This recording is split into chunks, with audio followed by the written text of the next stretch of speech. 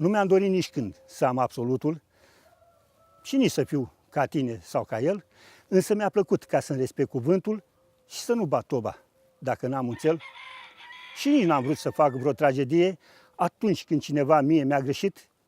Doar pe Dumnezeu l-am rugat a știe și tot El să decidă când va fi pedepsit. Că nimeni nu-i perfect în viață, așa că nici eu nu am cum să fiu, dar mă împac în gând cu acea povață că de nu sunt acum, voi fi mai târziu.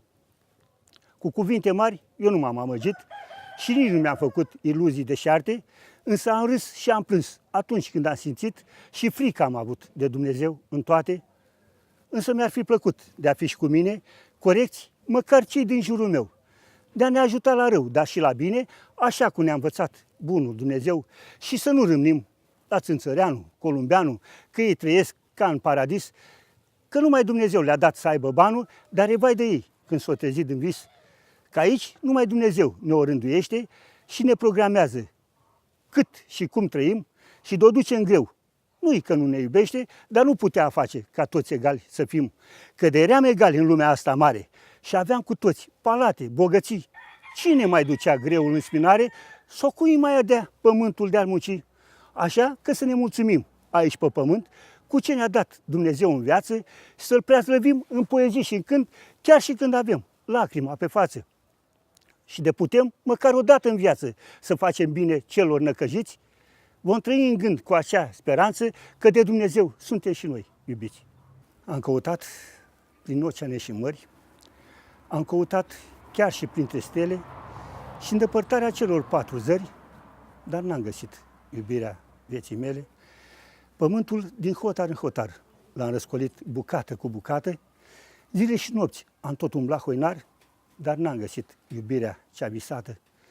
I-am implorat pe regi și vrăjitorii să mă ajute în a mea căutare și m-am rugat de 10.000 de ori la Dumnezeu ca să mă scoată în cale. I-am întrebat chiar și pe cerșetori dacă au mândrețe așa de fată, să aibă un surâs frumos în obrăjori și ochii azurii ca zarea îndepărtată. Dar nimeni nu văzuse, deci nu mi-au dat răspuns, așa că m-am îndepărtat, supărat spre casă, că mă săturase, îmi era de ajuns să mai caut pe acea frumoasă fată. Dar într-o noapte mi-a venit în vis. Mi-a vorbit în vis, cum că lângă mine și nu printre stele, fata ce cândva în mine a aprins flacăra divină a iubirii mele. Și a doua zi am zărit-o la poartă, cum trotuarul ea și-l mătura și am simțit ca pentru prima dată, cum inima și capul deodată tremura. Căci aia era fata ce o căutam în viață, avea acel surâs frumos în obrăjori și ochii azurii și rumena la față, că numai de-o primeai te lua fiori.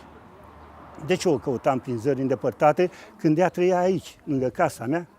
Cum de n-am știut că de ea mă desparte? Doar un simplu gard și nimic altceva.